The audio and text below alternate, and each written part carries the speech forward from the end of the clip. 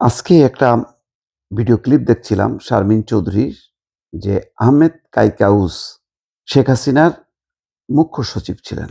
খুব ক্ষমতাধর যে কয়জন ক্ষমতা এক্সারসাইজ করছে, চর্চা করছে তার মধ্যে আহমেদ কাইকাউস একজন। বিদ্যুৎ সচিব ছিলেন, আরও গুরুত্বপূর্ণ দায়িত্বে ছিলেন। এখন সম্ভবত যা হয় দেশের বাইরে অবস্থান করছেন।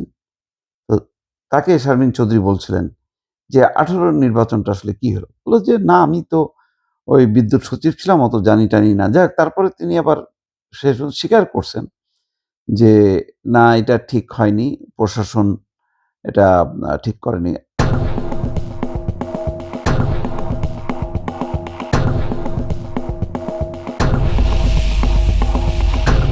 শারমিন চৌধুরী বারবার বলার চেষ্টা করছিল যে, "প্রশাসনকে ব্যবহার করেই তো এই নির্বাচনটা হয়েছে। প্রশাসন এমন করল কেন?" তো তিনি বলছেন প্রশাসনে স্বীকার করছেন যে বাড়াবাড়ি করছে। অনেক তারা বেশি দেখাইতে গেছে। দেখাইতে যেয়ে নির্বাচনটা এলোমেলো হইছে। তো কেন শাস্তি হলো না?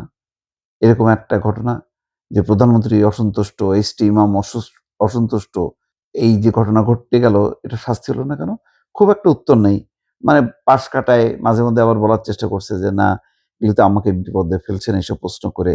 আমি তো এই রাজনীতিকদের এই উত্তর দিতে পারব না।" কিন্তু ওই সময় এইসব কর্মকর্তাদের ভূমিকা কে ছিল সবাই জানে। এরাই হচ্ছে প্রশাসনকে একেবারে দলীয়করণ করছে এবং স্বীকার করছে যে প্রশাসন একেবারে দলের কাছাকাছি চলে আসাতে এই অবস্থা ঘটছে। যাক সেই প্রশাসন তো উল্টে যায়নি। আজকে দেখলাম যে একটা খবর সরকারি কর্মকর্তাদের গাড়ির রক্ষণাবেক্ষণ খরচ অর্ধেক কমছে। প্রতি মাসে তারা ৳৫০,০০০ পেত। এখন তারা গাড়ি রক্ষণাবেক্ষণের জন্য মাসে ৳৫০,০০০ পাচ্ছেন। সেই খরচ অর্ধেক কমায় ৳২৫,০০০ করছে। শুধু তাই না, সরকারের উপসচিব থেকে শুরু করে উপরের স্তরের কর্মকর্তাদের গাড়ি কিনতে ৳৩০,০০,০০০ সুদমুক্ত ঋণ পেতেন। সুদ দিতে হবে না।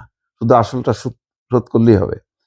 গত ৯ জুলাই অর্থ বিভাগ এই সুবিধা আপাতত বন্ধ রাখার সিদ্ধান্ত জানিয়ে পরিপত্র জারি করেছে। এখন যেটা নির্বাচিত সরকার হলে যা হয়, ভোট তো জনগণ যদি না দেয়, শেখ হাসিনা কেন দিত? প্রশাসনকে কেন এত বেশি সুযোগ সুবিধা দিত? দিত হলো তার পুরো নির্বাচনটা তো আসলে জনগণ করে না। নির্বাচনটা করে দেয় হচ্ছে প্রশাসন। অর্থাৎ তাকে জেতানোর একটা মেকানিজম তারা রেডি করে দেয় এবং যে মেকানিজমের মধ্য দিয়ে কারচুপি কৌশলের মধ্য দিয়ে শেখ হাসিনাকে ক্ষমতায় রাখে। তো শেখ হাসিনা হলো যেকোনো মূল্যে তাকে ক্ষমতায় থাকতে হবে। এইজন্য তার ভারত দরকার শক্তি হিসেবে, প্রতিবেশী দেশ ভারত। আর ভেতরে থাকলো এই প্রশাসন। তার মধ্যে অন্যতম গুরুত্বপূর্ণ হচ্ছে সিভিল প্রশাসন এবং হচ্ছে পুলিশ প্রশাসন। তো এইগুলি হলে আর জনগণ লাগে না।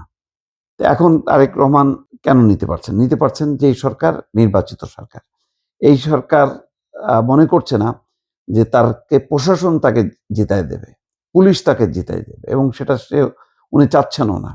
সেই কারণে এখন দেখছেন যে বিগত সময়ে কিভাবে তাদেরকে সুবিধা দিতে, দিতে একেবারে এমন উপরে উঠাইছে যে জনগণের সুবিধা আর এই সরকারি কর্মকর্তাদের সুবিধার মধ্যে ব্যাপক ফারাক।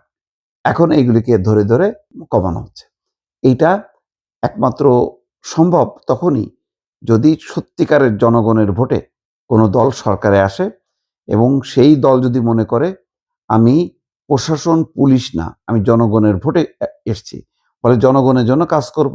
তখন সে প্রশাসনের বিরুদ্ধে বা প্রশাসনের বিপক্ষে সে যদি নাখোশও হয় কিন্তু দেশ এবং জনগণের আ যদি প্রয়োজন হয় তাহলে সে সেখানে হাত দিতে পারে। সেই হাতটা কিন্তু তিনি ঢুকায় দিলেন এবং ক্ষমতায় আসার মাত্র ৪ মাসের মাথায় এসে তিনি এই সুবিধাগুলি কাটেল করছেন।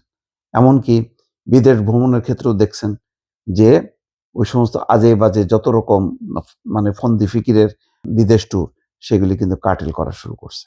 এবং এটা আমার ধারণা যে চলতে থাকবে।